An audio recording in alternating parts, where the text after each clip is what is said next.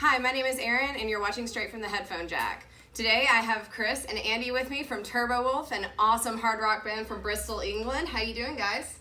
Good, thanks. Really good. Awesome. Really good. Well, we've got a couple questions for you. Sure. So your new album, The Free Life, this was released earlier this year. It's such a phenomenal step forward from your last album, Two Hands, back in 2015. So can you tell me a little bit about this album? I'm glad you think so. Thanks. I love it. That's really cool. Yeah. That's good. Yeah, we wrote it, we spent about 2 years writing the album, and we went a little bit crazy writing it, but you know, we always do, so that's okay. And we were trying to write the best songs that we could at the time, and make it sound like the best record we could make, and I think we got near to that. Yeah? Yeah. Okay, cool. So what was your muse when you were writing this album? Trying to make it weirder than the last one, I think, was all we were really thinking I can about. get behind that. Yeah. Weird is good. Rather be weird than boring, right? Yeah, I thought the last one wasn't weird enough, so I was trying to make this one weird enough. Okay. I still don't think it's quite weird enough. That leaves a bit of space for the for the next record to be a bit weirder. Yeah. Okay, cool. So what was the writing process like for you guys? Did you just come up with a song, come up saying, I want to write a song about this, or did you just start jamming? Did you have something in mind? What were y'all trying to do there? This one was a bit of a laboratory style approach, I would say. Mm. Like I had loads of little bits, because generally I write the music and Chris writes the vocals, is usually how it goes, but we work on it together, and so I had loads and loads of tiny little bits of things that I'd made, like synth bits, guitar bits, bass bits, all these like tiny little bits. Mm-hmm. And I would just sort of like go, oh, well, I like this one, and then I'd just find something else that joined on, or I'd just, grow it from this bit, and until I had a sort of, the starting point for the song, then I'd give it to Chris and leave it with him for like a few weeks and see what you did, and then we would just sort of compare notes and hammer it together until it seemed okay. And That sounds fantastic. That's how you make a song. And also we that's how you make a song, boys and girls. Yeah, easy. But probably the most interesting thing is that we finished them kind of all together. That's what we did a little bit differently this time. We we got all the songs, so they were kind of half finished. Like we had the basic bits, but then we finished it kind of as one record. So they all fit together, which maybe is a little bit different to how people usually do it. Maybe. Fantastic. And when you were writing the lyrics, did you have anything behind you that was making you want to write those lyrics? Yeah, there always is, but I think that it's a subconscious thing. I try and just kind of absorb information and then put it out in a more kind of metaphorical way. Mm-hmm. I kind of like the ambiguity of our sort of the way that our songs are. So yeah, I didn't have any particular themes I wanted to hit on. But once we got maybe halfway through the record, there seemed to be, and there always is, there seemed to be some recurring themes running throughout it. Mm-hmm. That's what I kind of like about it, that it kind of felt like it came out without me really having to force it. I just had to kind of guide it into a shape. Okay, that's pretty awesome. So who are y'all's influences? Musical, you mean? Musical influences, or any other influences that you may have. We're kind of when we first started, and it kind of applies to now as well. We're more influenced by things that we don't like than the things that we do, yeah. or at least as much. That's new. We know what we don't want it to sound like. Yeah. Which is basically what everyone else sounds like. Yeah.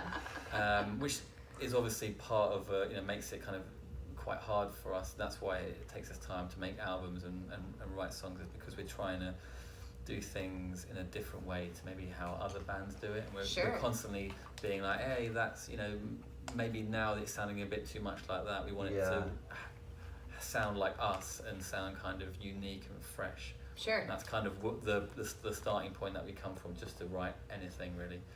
But like trying to list musical acts that we like is like a nightmare. We can just, About 4. We can count 4. We were the 4.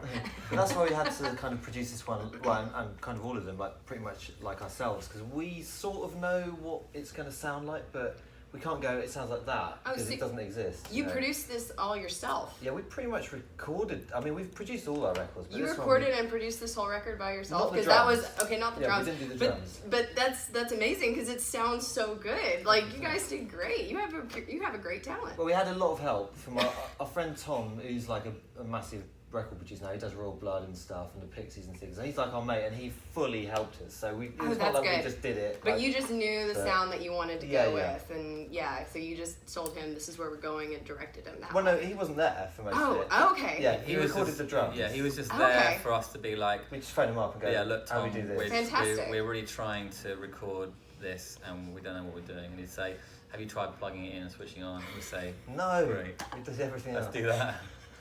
So yeah, But yeah, he like lent us gear and stuff, so we can't take full credit for it. But he wasn't there, so we can take quite a lot of credit for it. But he definitely was somebody that was helping Oh, you. massive. he was like We a kind couldn't of have done it like without a him. bit of a guru, you know. Definitely. Oh, that's So fantastic. someone Yeah. to just call up and say, what are we doing? Well, he sounds like an amazing friend. He is the best friend. He's the best friend, yes. So you guys are out on tour with Royal Blood for another week. Have you ever done a U.S. tour like this before? Yes, we have, but I mean, I wouldn't say like this, but we have done a US tour before. We were out in 2015 over here on a support tour as well. Mm-hmm. But we did a lot more of the US. Like this time, we're just sort of horseshoeing around the East Coast. But Right. last time we did like everywhere. We were here for like 6.5 weeks. And did you enjoy it?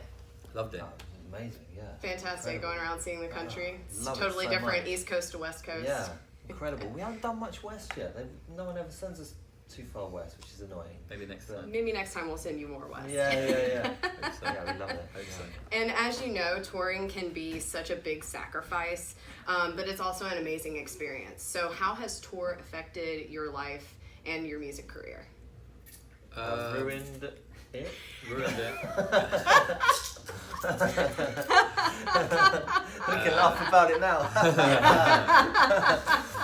Blake, do you want to pitch in on this one?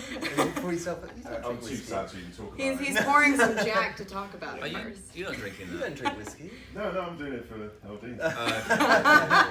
Well, there you go. You know, There we go. It brings There's the answer. the kind of Spirit of community. Yeah, the good things The are spirit that of you, community. you become Yeah. a family, you know, and this is your family. Some Yeah.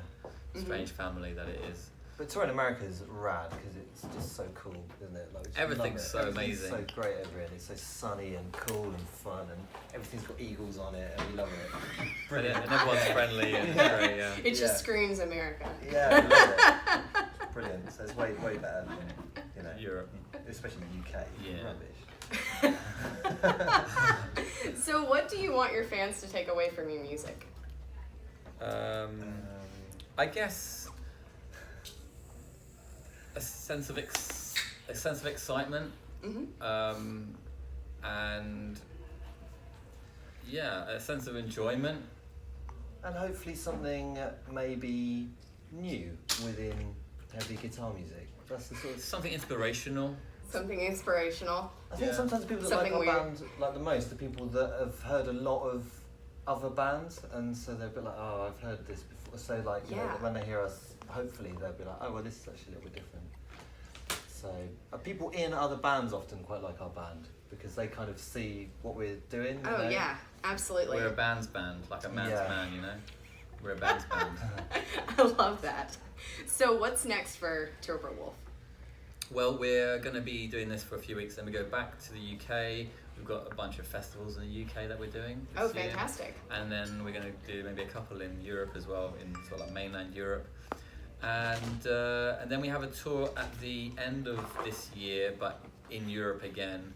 But hopefully there will be some plans for us to come back to the US soon-ish. Hopefully. Fantastic. Hope so. Any new Yeah. albums on the horizon as well? Yeah, why not? Why not? All right. Yeah, Well, let's Chris, start that. Andy, thank you so much for joining me today. you. Thanks, guys. Bye.